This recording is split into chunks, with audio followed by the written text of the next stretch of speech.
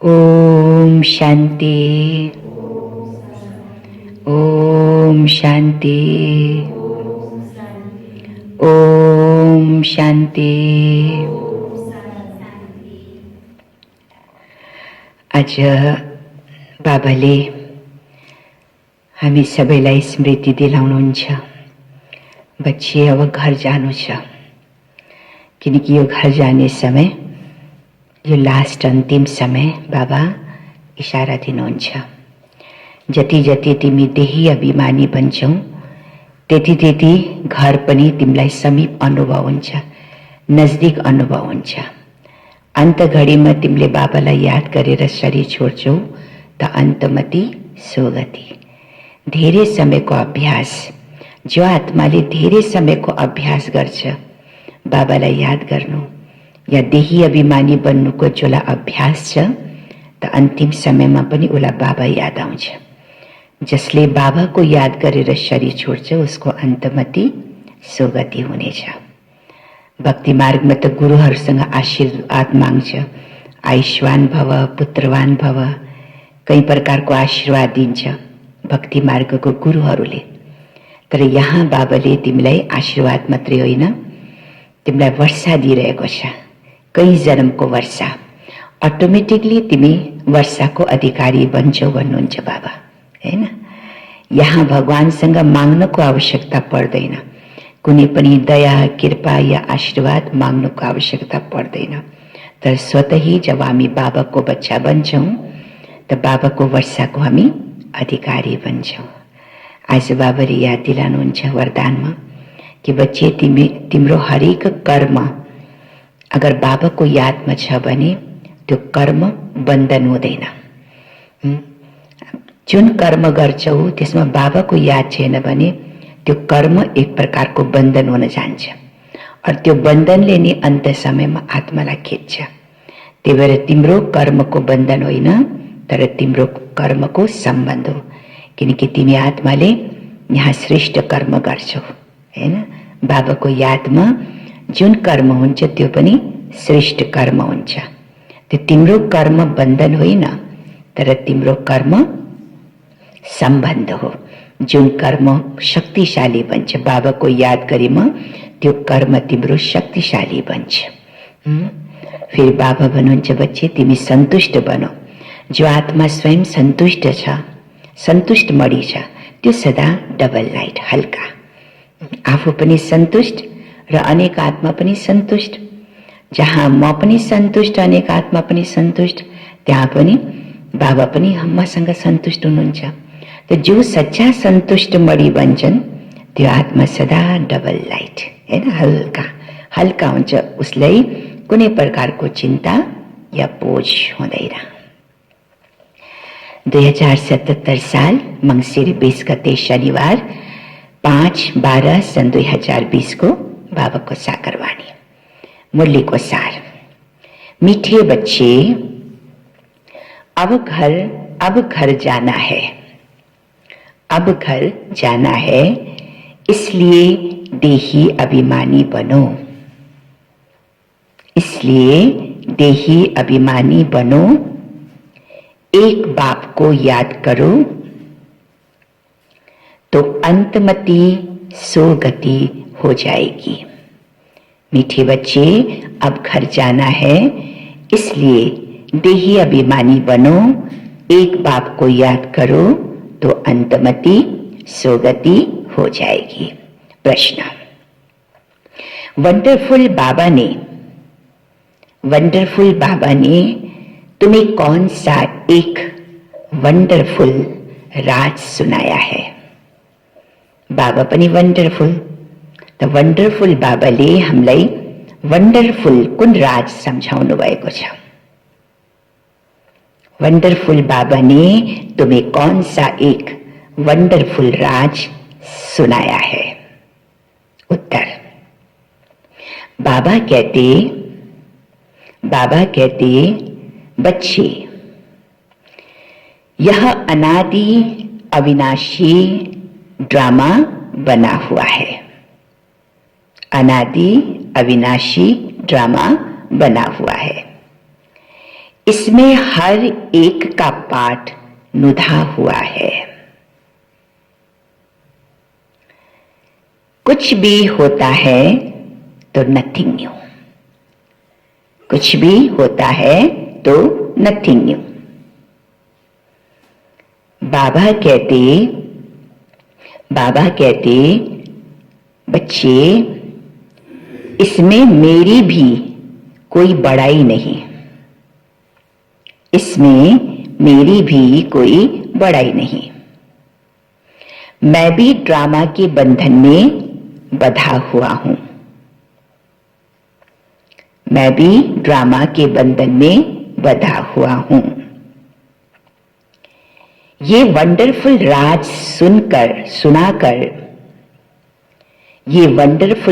सुनाकर बाबा ने जैसे अपने पाठ का महत्व कम कर दिया है। यह वंडरफुल राज सुनाकर बाबा ने जैसे अपने पाठ का महत्व कम कर दिया है ना।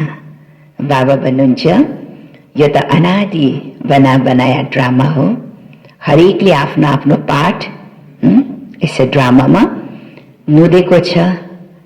त्यही भएर केही पनि नयाँ कुरा होइन, नथिङ न्यू। बाबा भन्नुहुन्छ बच्चा, मैले पनि यो ड्रामा अनुसार म पनि ड्रामाको बन्धनमा बँधिएको छु, ड्रामा अनुसार मैले पनि पाठ बजाउँछु।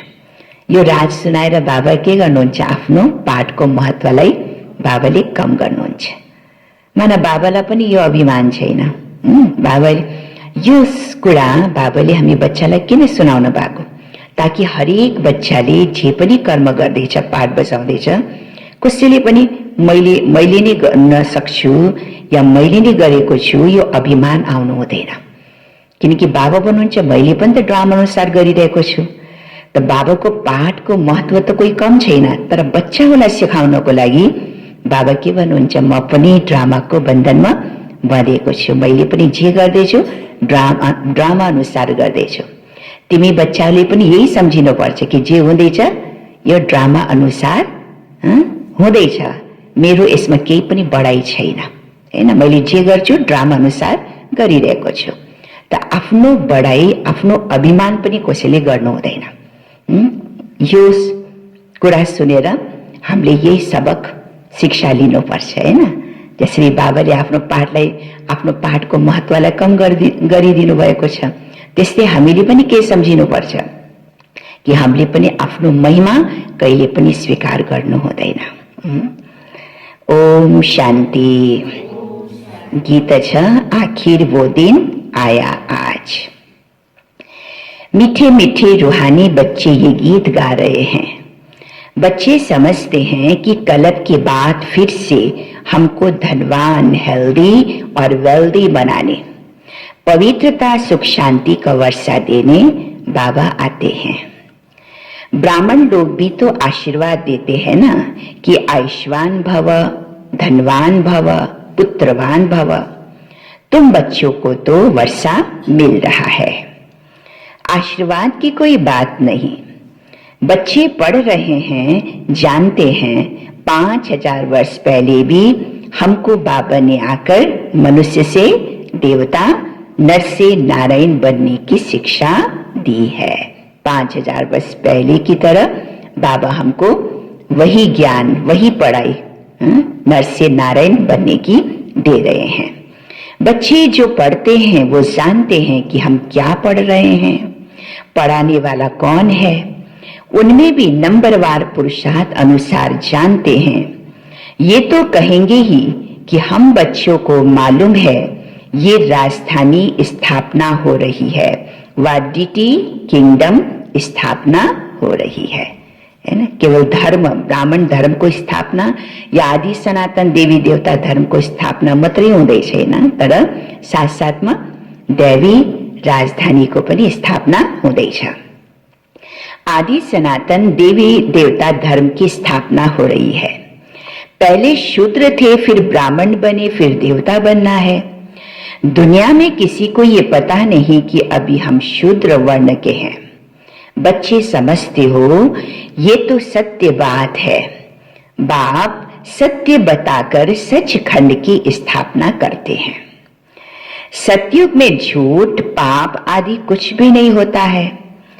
कलयुग में ही अजामिल पाप आत्माएं होती है। यह समय बिल्कुल रौरव नरक का ही है। जुन समय चल दे छ त्यो कुन समय छ? रौरव नरक का। दिन प्रतिदिन रौरव नरक दिखाई पड़ेगा। झन गिरती कलामा जाँदैछ यो दुनिया, उतरती कलामा। दिन प्रतिदिन तमो प्रधानको अवस्था बढ़दै गइरहेको छ। मनुष्य ऐसा ऐसा कर्तव्य करते रहेंगे जो समझेंगे बिल्कुल ही तमो प्रधान दुनिया बनती जा रही है। इसमें भी काम महाशत्रु है। कोई मुश्किल पवित्र शुद्ध रह सकता है। आगे जंगम लोग कहते थे, जंगम बने को फकीर, फकीर लोग कहते थे ऐसा कलयुग आएगा, है ना, शास्त्र में पण यो छ, ऐसा कलयुग आएगा जो 12-13 वर्ष की कुमारियां बच्चा पैदा करेंगी। हामीले देखिरहेको छु संसारमा अहिले त्यही हालत छ हैन। सानो सानो कुमारीले पनि 12-13 बच्चाहरू जन्माउँदैछ हैन। यो कलयुगको, घोर कलयुगको अंतिम तमो प्रधानता को निशानी हो। अब वह समय है कुमार कुमारियां आदि सब गंध करते रहते हैं। जब बिल्कुल तमो प्रधान बन जाते हैं तब बाबा कहते हैं मैं आता हूं, मेरा भी ड्रामा में पार्ट है, मैं भी ड्रामा के बंधन में बंधा हुआ हूं। तुम बच्चों के लिए कोई नई बात नहीं है। बाप समझाते ही ऐसे हैं। चक्र लगाया, नाटक पूरा होता है। अब बाप को याद करो तो तुम सतो प्रधान बन, फिर सतो प्रधान दुनिया के मालिक बन जाएंगे, है ना। आत्मा सतो प्रधान बन जाएगी। जब आत्मा सतो प्रधान बन जाती है तो सतो प्रधान दुनिया के मालिक बन जाते हैं। कितना साधारण रीति से बाप समझाते हैं, है ना। हाईएस्ट ज्ञान, ऊंचे ते ऊंचा ज्ञान प्राप्ति पनि के छ, ऊंचे ते ऊंचा प्राप्ति छ। तर बाबाले कति सहज तरिकाले, सहज भाषामा हामीलाई सम्झाउँदै हुनुहुन्छ। कितना साधारण रीति से बाप समझाते हैं। बाबा कोई अपने पाठ का इतना महत्व नहीं देते हैं। ये तो मेरा पाठ है, कोई ठूलो कुरा होइन, यो तो मेरो पाठ हो। बच्चाहरूलाई पावन बनाउनु, बच्चाहरूलाई सतो प्रधान बनाउनु, विश्वको मालिक बनाउनु, ये तो मेरो ड्रामामा पाठ छ भन्नुहुन्छ बाबा। नई बात नहीं है। हर 5000 वर्ष के बाद मुझे आना ही पड़ता है। ड्रामा में मैं भी बधाईमान हूं। आकर तुम बच्चों को बहुत सहज याद की यात्रा बताता हूं। अंतमति, अंतमति सोगति, वह इस समय के लिए ही कहा गया है। अंत घड़ी में, अंतिम समय में, अंतिम श्वास में बाबा को याद में शरीर छुट्छ भने अंतमति सोगति, त्यही अनुसार गति हुनेछ, त्यही अनुसार जन्म हुनेछ, त्यही अनुसार प्राप्ति हुनेछ। यह है अंतकाल। अब कुन समय चल्दैछ? सृष्टि चक्र को बिल्कुल अंतिम घड़ी, अंतिम काल। यह है अंतकाल। बाबा युक्ति बताते। अब यो अंतिम घड़ी में, अंतकाल में बाबा युक्ति बताते हैं। माम एकम याद करो तो तुम सतो प्रधान बन जाएंगे। बच्चे भी समझते हैं हम नई दुनिया के मालिक बनेंगे। बाप घड़ी घड़ी कहते हैं नथिंग न्यू। एक जिन की कहानी सुनाते हैं ना, उसने कहा काम दो, काम दो, नहीं देंगे तो खा जाएंगे, काम दो। कहानी आउँछ है ना, दंत कथा छ। काम दो तो कहा, फिर कहा क्या काम मिला उसको? जिन को क्या काम मिला? फिर कहा तुम सीढ़ी उतरो और चढ़ो। अब यो काम त कहिले खत्म हुँदैन नि। सीढ़ी चढ्ने उतर्ने यो काम त कहिले खत्म हुँदैन। त्यस्तै बाबाले पनि हामीलाई काम दिनुहुन्छ। बच्चे तुम परमधाम में जाओ फिर आओ, यहाँ पाठ बजाओ, फिर परमधाम में जाओ, फिर यहाँ करके पाठ बजाओ। घड़ी घड़ी यो अभ्यास जिनले काम गरे जस्तै हामीले पनि आफ्नो बुद्धिद्वारा घड़ी घड़ी अभ्यास गर्छौं निराकारी स्वरूपको, अव्यक्त स्वरूपको, हैन। कहिले सूक्ष्मतनवासी को अनुभूति गर्ने, कहिले परमधाम निराकारी स्वरूपको अनुभूति गर्ने। जति जति यो अभ्यासमा पक्का हुँदै जान्छौ त कहिले पनि त्यो आत्मालाई मायाले खान सक्दैन, मायाको वशीभूत हुन सक्दैन। यो अभ्यास अन्तिम समयमा काममा आउनेवाला छ। अन्तिम काल हो नि, त अन्तिम कालको लागि बाबाले हामीलाई बस यही अभ्यास गर, यही अभ्यास अन्तिम समयमा नै म आत्मालाई अन्तमति सुगति गराउनेछन्। त बाबा पनि भन्नुहुन्छ, बच्चे तिमीले पनि जिन जस्तै के गर, सीढ़ी चढ़ो और उतरो, परमधाम में जाओ फिर नीचे आओ, पाठ बजाओ, फिर परमधाम में जाओ, आकर नीचे पाठ बजाओ। बाबा भी कहते हैं यह खेल भी उतरने और चढ़ने का है, पतित से पावन, पावन से पतित बनना है। ये कोई डिफिकल्ट की बात नहीं है बहुत सहज, परंतु युद्ध कौन सी है यह न समझने के कारण शास्त्रों में लड़ाई की बातें लिख दी है।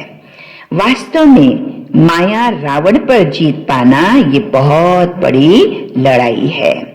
बच्चे देखते हैं हम घड़ी घड़ी बाबा को याद करते, फिर क्या हो जाता है, घड़ी घड़ी बाबा को याद करते हैं, फिर याद टूट जाती है। माया दीवा बुझा देती है ना, माया दीवा बुझा देती है। इस पर गुल बकावली की भी कहानी है ना, दिया जलाते फिर माया बिल्ली दिया बुझा देती है। बच्चे जीत पाते हैं, बहुत अच्छे चलते हैं, फिर माया आकर के दीवा बुझा देती है। घड़ी घड़ी बच्चाहरूको अवस्था के भइरहन्छ, तलमाथि भइरहन्छ। हुन पर्ने एक रस अवस्था है ना, अटल निश्चय एक रस, तर घड़ी घड़ी मायाले दीवा बुझाइदिन्छ। बच्चे भी कहते हैं बाबा माया के तूफान तो बहुत जोर से आते हैं।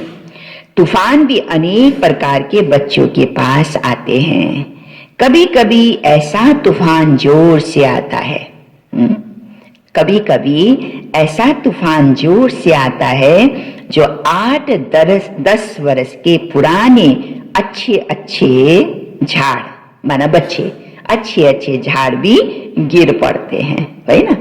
कहिले कसो त यति जोरसँग तूफान आउँछ जो पुराना भन्दा पुराना रुख पनि ढल्छ कि ढल्दैन, जड सहित ढल्छ, पुरा जड सहित ढल्छन्। किन ढल्छन्? पुराना रुख पनि, पुराना रुखहरू पनि किन ढल्छ? यति मजबुत रुख पनि किन ढल्छ? देख्नमा त एकदम मजबुत हुन्छ तर भित्र खोक्रो भइसकेको हुन्छ, हैन।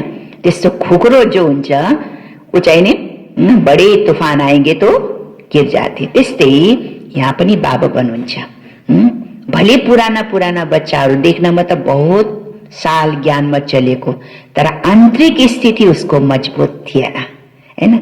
आन्तरिक अवस्था कमजोर हुनाले ठुलो अगर तूफान, बाहिर सानो तूफानमा त ढल्न सक्दैन, लेकिन जब जोरसँग कोही यस्तो परिस्थिति आउँछ भने उसको अवस्था गिर्न सक्छ, किनकि भित्र आंतरिक रूप में वो मजबूत थिएन।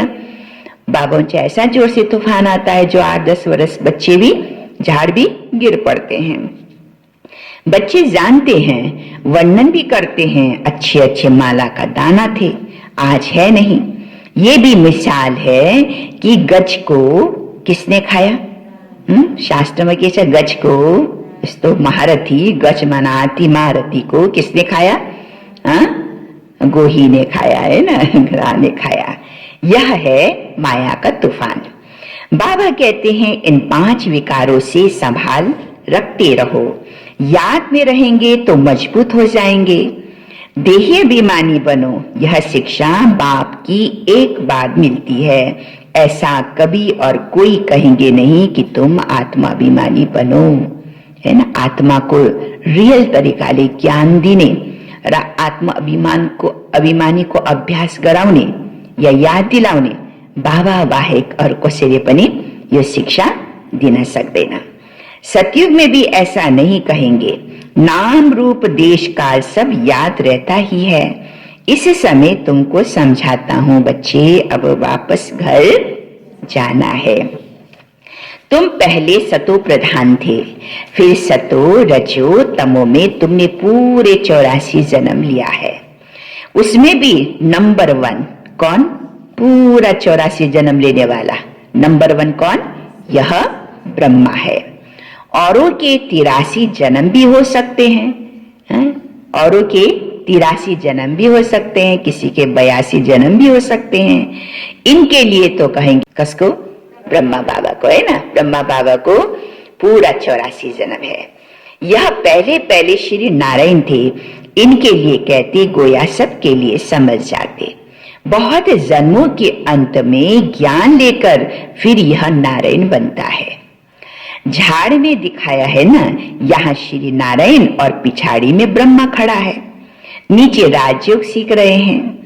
प्रजापिता को कभी भी परम पिता नहीं कहेंगे, है ना। परम पिता शिव बाबा लाई, शिव बाबा ला परम पिता और ब्रह्मा बाबा लाई प्रजापिता। परम पिता एक को कहा जाता है, प्रजापिता फिर इनको कहा जाता है। क्योंकि साकारी रूप में तो यही नहीं प्रजा छ, तो यही नहीं प्रजा और को पिता ब्रह्मा बाबा न सक्छ। शिव बाबा ला फिर प्रजापिता भन्न मिल्दैन। शिव बाबा तो आत्मा और को पिता हो, ते बर परम पिता भए। यह देहधारी है और शिव बाबा विदेही, विचित्र है। लौकिक बाप को पिता कहेंगे, इनको प्रजा पिता कहेंगे। वह परम पिता तो परम धाम में रहते हैं। योड़ा लौकिक पिता, योड़ा प्रजापिता और तीसरो परम पिता, है ना। प्रजापिता ब्रह्मा परम धाम में नहीं कहेंगे। देखो वंडरफुल ज्ञान, वंडरफुल राज बाबा बनुन्छ। प्रजापिता ब्रह्मा परम धाम में नहीं कहेंगे। ये तो वह तो यहाँ साकारी दुनिया में हो गया, सूक्ष्म वतन में भी नहीं है।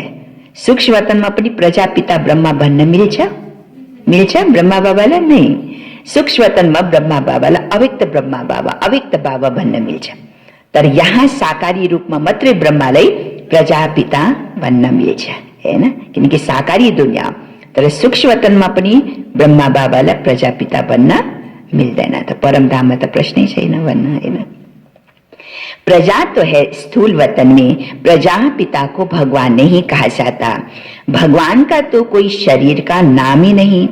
मनुष्य तन जिस पर नाम पड़ता है उनसे भी वह न्यारा है।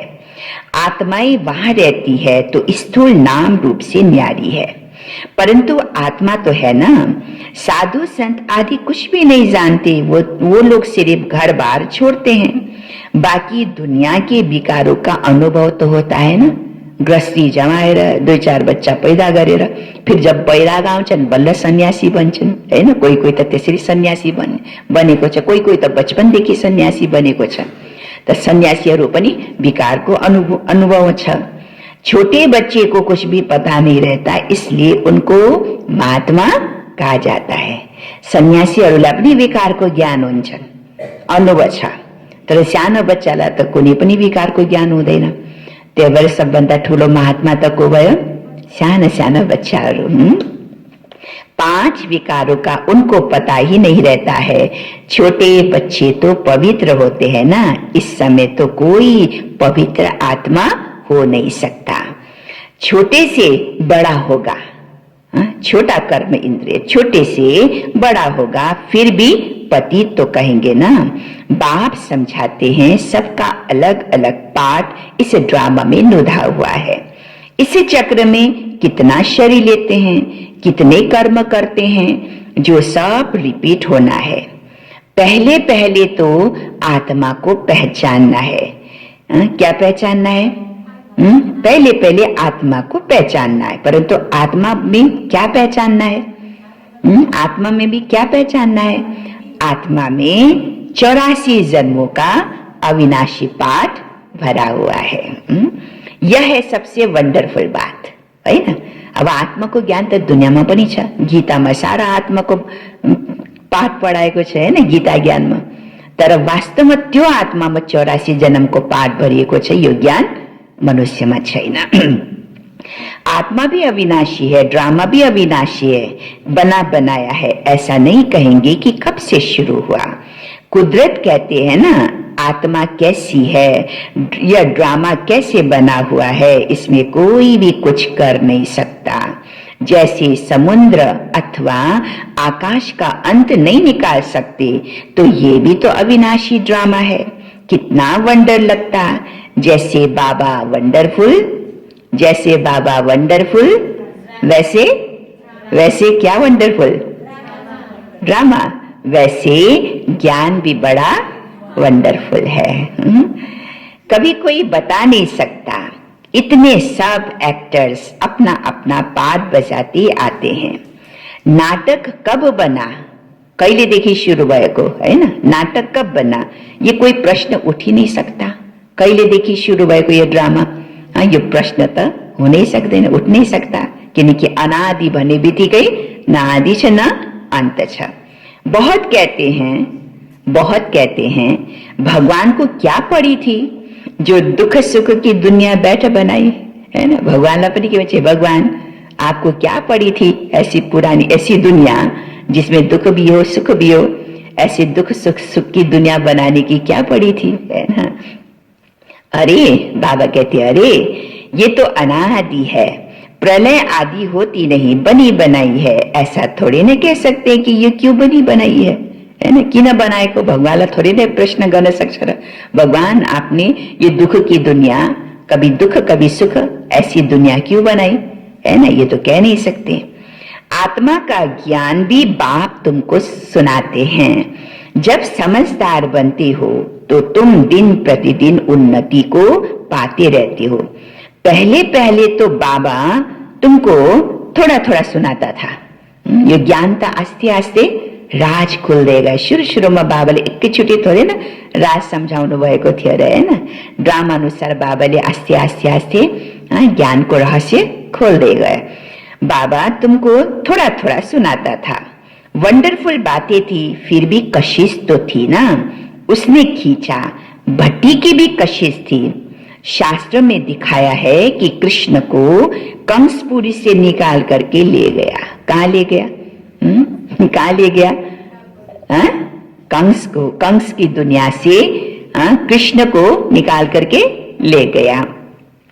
अब तुम बच्चे जानते हो, सत्युग में कंस थोड़ी ना होता है ना? कृष्ण को जन्म कहाँ हुन्छ? सती की दुनिया में, तर सती की दुनिया में तो कंस तो हुँदैन, कंस आदि तो वहां होते ही नहीं।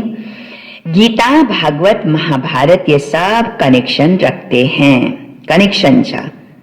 बाबाले सबभन्दा पहिला आएर भागवत को चरित्र लीला गर्नुभयो। सुरुमा त यति ज्ञानको गहराई स्पष्ट थिएन। साक्षात्कारको आधाले मात्रै कहीं आत्मै ज्ञानमा आए, हैन? त्यति बेला भागवत को पाठ चलेको थियो, चरित्र लीला। फिर बाबाले सब साक्षात्कारको पाठ खत्म गरेर अब पढाइ पढो, फिर गीता ज्ञान सुनाउनु भयो बाबाले, हैन? सारा गीताको राज, सारा ज्ञानको रहस्य, गुह्य गुह्य रहस्य आजसम्म पनि बाबाले सुनाउँदै हुनुहुन्छ। अब जब पढाइ खत्म हुन्छ फेरि के सुरु हुनेछ? महाभारतको समय, हैन? अब महाभारत काल लाग्ने वाला छ, महाभारतको समय। तो एक दूसरे से कनेक्शन है। समझते हैं ये दशहरा आदि तो परंपरा से चला आता है। रावण क्या चीज है ये कोई नहीं जानते। जो भी देवी देवता थे वो नीचे उतरते पतित बन गए हैं। रडिया भी मारते हैं, पुकारते हैं, जोर जोर से चिल्लाते हैं। जो जास्ती पतित बने हैं इसलिए पुकारते हैं, हे पतित पावन आओ। ये सब बातें बाप बैठ समझाते हैं। सृष्टि चक्र के आदि मध्य अंत को और कोई नहीं जानते। तुम जानते हो तो क्या बन जाती हो? क्या बन जाती हो? सृष्टि के आदि मध्य अंत को जानने से क्या बन जाती हो? तुम जानने से चक्रवर्ती राजा बन जाती हो। त्रिमूर्ति में लिखा हुआ है कि यह तुम्हारा ईश्वरीय जन्मसिद्ध अधिकार है। ब्रह्मा द्वारा स्थापना, शंकर द्वारा विनाश, विष्णु द्वारा पालना, विनाश भी तो जरूर होना है। नई दुनिया में बहुत थोड़े होते हैं, अभी तो अनेक धर्म है। समझते हैं एक आदि सनातन देवी देवता धर्म नहीं है, फिर जरूर वह एक धर्म चाहिए। तो महाभारत भी गीता से संबंध रखती है। ये चक्र फिरता रहता है, एक सेकंड भी बंद नहीं हो सकता। एक सेकंड भी, बाबा मुरली में बंद हुन्छ नि, जुमरा मिसल टिक टिक टिक टिक है, एक एक सेकंड बित्दैछ, टिक टिक अनुसार चल्दैछ, एक सेकेन्ड पनि यो ड्रामा बन्द हुन सक्दैन। कोई नई बात नहीं, तुमने बहुत बारी राजाई ली है। जिसका पेट भरा हुआ होता है ना, जिसका पेट भरा हुआ होता है ना, वो गंभीर रहते हैं, है ना। माना जसको बुद्धिमा एकदम ज्ञान भरिएको छ, ज्ञानको राज भरिएको छ, जसले ज्ञानको गुह्य रहस्यलाई जानेको छ, वो बिल्कुल क्या होंगे, गंभीर होंगे, है ना। अंदर में समझते हो हमने कितनी बार राजाई ली थी। कल की बात है, कल ही देवी देवता थे, फिर चक्र लगाए, आज पतित बने हैं। फिर हम योग बल से विश्व की बादशाही लेते हैं। बाबा कहते हैं कलब कलब तुम ही बादशाही लेती हो, जरा भी फर्क नहीं पड़ सकता। राजाई में कोई कम कोई ऊंच बनेंगे, ये भी पुरुषार्थ से होता है ना। बाबाले हरेक आत्मालाई पुरुषार्थ गर्नको लागि प्रेरित गर्नुहुन्छ, इशारा दिनुहुन्छ। बाकी पद आफ्नो आफ्नो पुरुषार्थ अनुसार पाउने हो, है ना। कोहीको पद कम हुन्छ, कोहीको पद ऊंचा हुन्छ, आफ्नो पुरुषार्थको आधारमा। बच्चे जानते हो पहले हम क्या थे, पहले हम क्या थे, हाँ? पहले हम क्या थे, निराकारी आत्मा थे। तुम जानती हो पहले हम बंदर क्या थे। बंदर से भी बहत्तर थे रे। बंदर मात्रै होइन, बंदर भन्दा पनि तल गिरेको अर्थात 72 थे। अब फिर बाप तुम बच्चों को मंदिर लायक बना रहे हैं। जो अच्छे अच्छे बच्चे हैं उनकी आत्मा रियलाइज करती है बरोबर हम तो कोई काम के नहीं थे, अभी हम बर्थ पाउंड बन रहे हैं। कलब कलब बाप हमको पेनी से पाउंड बनाते हैं। कहाँ कौड़ी जस्तो जीवन और कहाँ बाबाले हीरा जस्तो जीवन बनाउँदै हुनुहुन्छ। कलब पहले वाले ही इन बातों को अच्छी रीति से समझेंगे। तुम भी प्रदर्शनी आदि करते हो, नथिंग न्यू। इन द्वारा ही तुम अमरपुरी की स्थापना कर रहे हो। भक्ति मार्ग में देवियों आदि के कितने मंदिर है, यह सब है पुजारीपन की सामग्री निशानी, है ना। कीर्ति कला को निशानी कितनी सामग्री है। पूज्यपन की सामग्री तो कुछ भी नहीं है, केवल यादगार मात्रै छ। भक्ति मार्गमा है देवी देवताहरूको मन्दिर छन्, यादगार मात्रै छन्, चित्रहरू छन्, तर पूज्यपनको सामग्री कुनै पनि छैन। पुजारीपनको सामग्रीहरू कति धेरै छन्। पूजा गर्न बसेपछि कति चीज चाहियो, हैन। बाबा कहते हैं दिन प्रतिदिन तुमको गुह्य पॉइंट समझाते रहते हैं। आगे की ढेर पॉइंट तुम्हारे पास रखी है, वह अभी क्या करेंगे ऐसी ही पड़ी रहती है। प्रेजेंट तो बाप दादा नई नई पॉइंट समझाते हैं। आत्मा इतनी छोटी सी बिंदी, उनमें सारा पाठ भरा हुआ है। यह पॉइंट कोई आगे वाली कॉपी में थोड़े ना होगी। फिर पुरानी पॉइंट को तुम क्या करेंगे। बाबा तो नया नया राज खोल्दै हुनुहुन्छ, नया नया पॉइंट सुनाउँदै हुनुहुन्छ। पिछाड़ी की रिजल्ट ही काम आती है। बाबा कहते हैं कल पहले भी तुमको ऐसे ही सुनाया था। नंबरवार पढ़ते रहते हैं, कोई सब्जेक्ट में नीचे ऊपर होते रहते हैं ना। व्यापार में भी तो ग्रहचारी बैठती है, व्यापार पनि सधैँभरको फाइदा त हुँदैन नि। कुनै कुनै बेलामा व्यापारमा पनि के हुन्छ, घाटा लाग्छ। तर घाटा लागे पनि त आत्तिन्छ व्यापारीहरू नै। आज घाटा लागे भोलि फेरि मेहनत गरेर, डबल मेहनत गरेर फेरि फाइदा लिइहाल्छ, हैन। हरेस खाएर त बस्दैन नि। ओहो व्यापारमा बिजनेसमा यति घाटा लाग्यो, अभी के गर्ने भनेर कोही कोही हुन्छ होला जो हार्ट फेल हुन्छ, हैन। यति धेरै नुकसान हुन्छ, सहन गर्न सक्दैन, हार्ट फेल हुन्छ।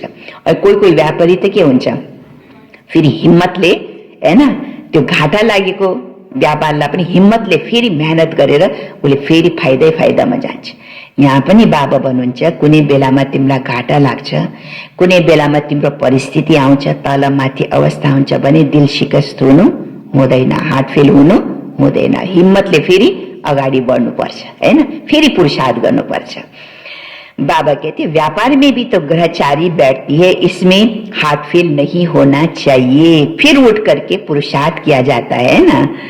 मनुष्य देवाला निकालते हैं कि धंधा आदि कर बहुत धनवान बन जाते हैं। यहाँ भी कोई विकार में गिर पड़ते हैं, फिर भी बाबा कहते हैं अच्छा बच्चे फिर पुरुषार्थ करो, है ना कसैको अवस्था कमजोर भइहाल्छ, पतित बनिहाल्छ, विकारमा गिर्छ, फेरि बाबाले हिम्मत दिनुहुन्छ अच्छा बच्चे फिर पुरुषार्थ करो, अच्छी रीति पुरुषार्थ करके उच्च पद पाओ, फिर से चढ़ना शुरू करना चाहिए, है ना।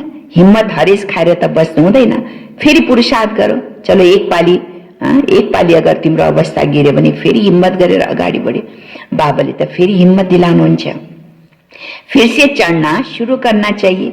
बाबा कहते हैं गिरे हो तो फिर क्या करो, अगर गिरे हो तो फिर चढ़ो। ऐसे बहुत है, गिरते हैं फिर चढ़ने की कोशिश करते हैं, बाबा मना थोड़े ना करेंगे, बाबा जानते हैं ऐसे बहुत आएंगे। बाबा कहेंगे पुरुषार्थ करो, फिर भी कुछ न कुछ मददगार तो बन ही जाएंगे ना। ड्रामा प्लान अनुसार ही कहेंगे। बाबा कहते अच्छा बच्चे अब तृप्त हुए, बहुत गोते खाए, अब विकारदेखि यति डुबिसकेछौ, तृप्त भइसकेछौ, कति गोता खाने अझै विषय विकारमा, कति गोता खाए हैन, कति हिलोमा डुब्यो, कितने गोते खाए, अब तो फिर पुरुषार्थ करो।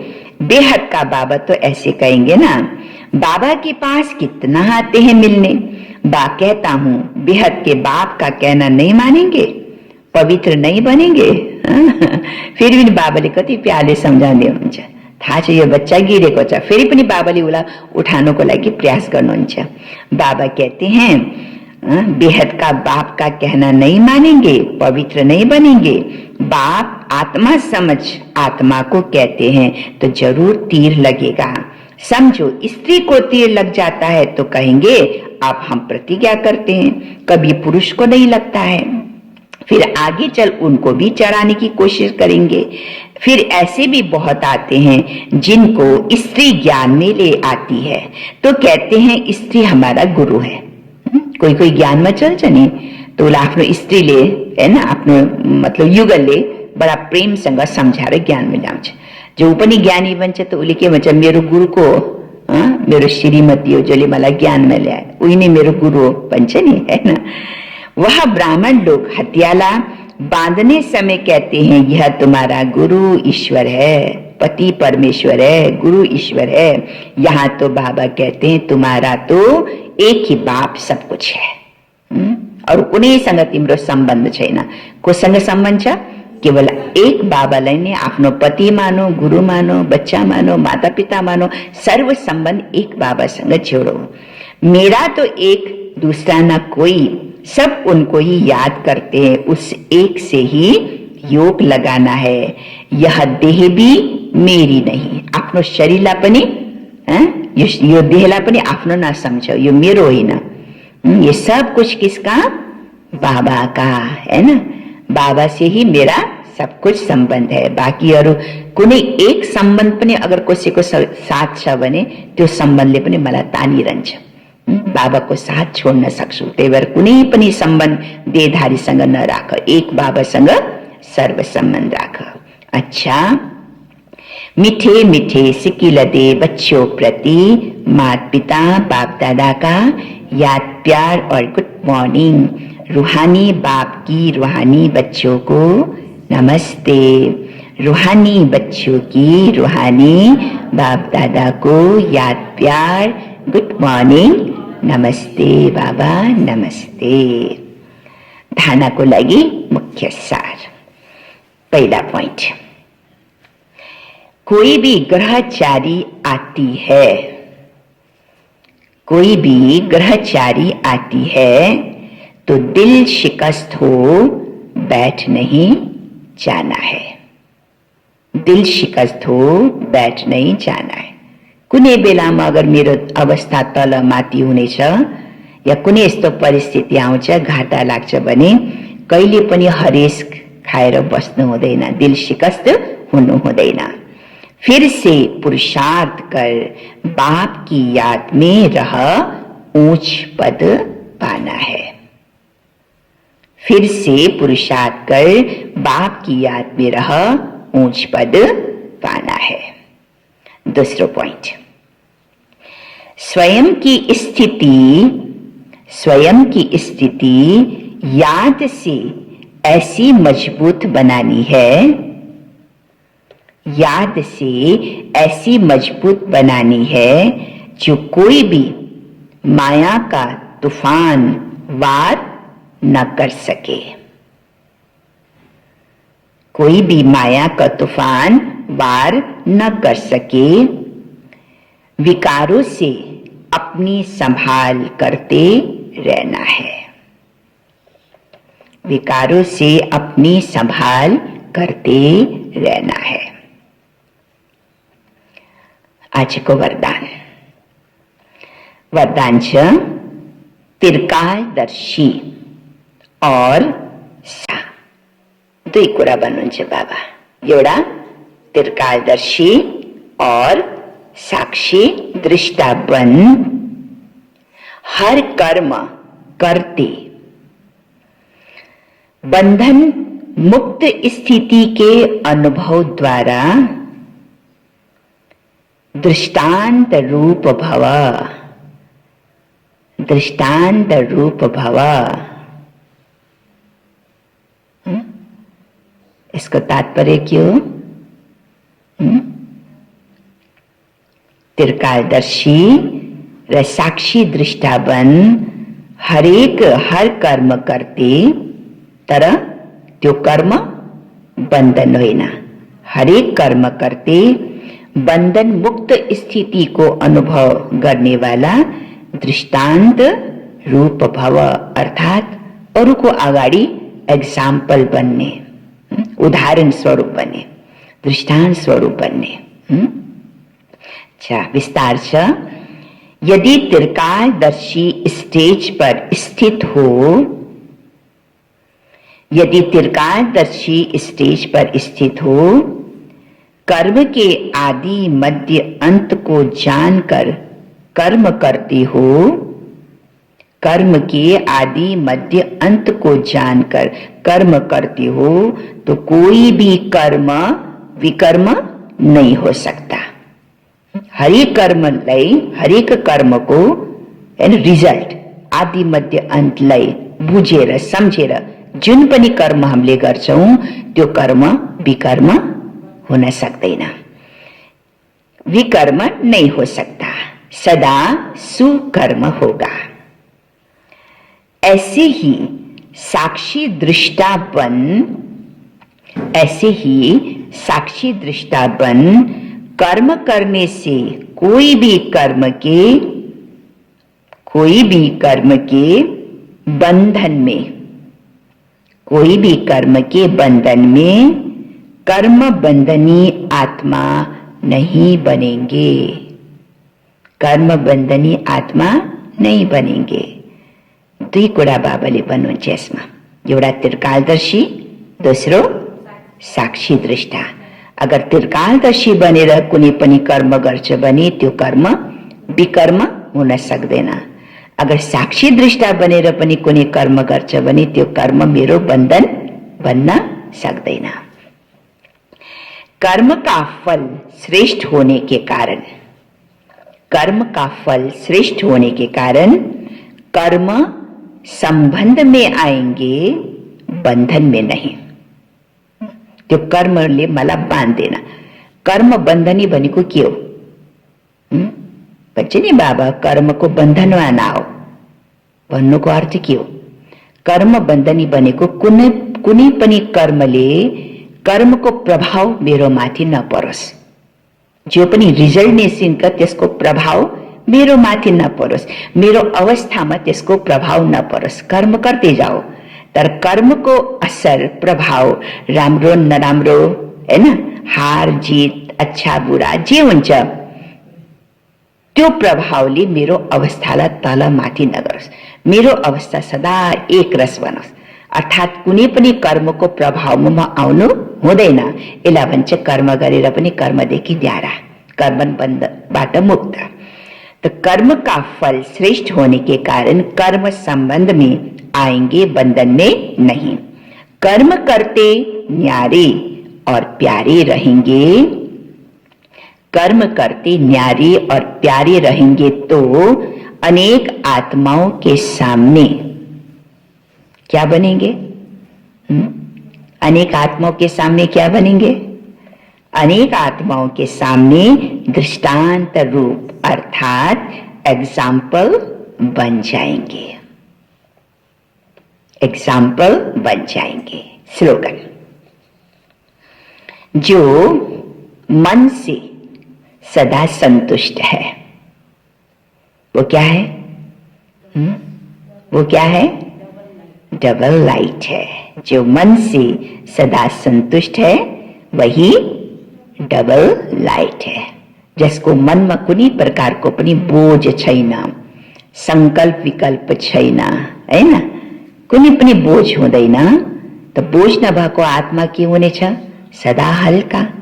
त्यही भएर मनदेखि पनि सन्तुष्ट रह भन्नुहुन्छ बाबा। अरूलाई मात्रै होइन तर आफू पनि मनदेखि सन्तुष्ट बन्ने। जो सन्तुष्ट हुन्छ मनदेखि उनै डबल लाइट हुनेछ। आजको मुरलीको सार के थियो? अब घर जाना है, इसलिए क्या बनो?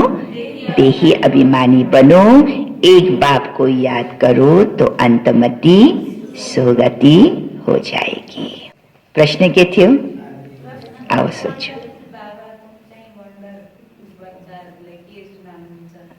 वंडरफुल बाबा तुम्हें कौन सा वंडरफुल राज सुनाते हैं? के सुनाउनुहुन्छ वंडरफुल राज?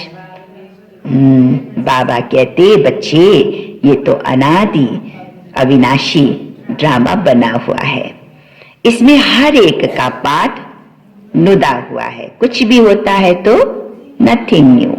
बाबा कहते बच्चे इसमें मेरी भी कोई बड़ाई नहीं है, मैं भी ड्रामा के बंधन में बंधा हुआ हूँ। ये वंडरफुल राज सुनाकर बाबा ने जैसे अपने पाठ का महत्व कम कर दिया है। ओम शांति।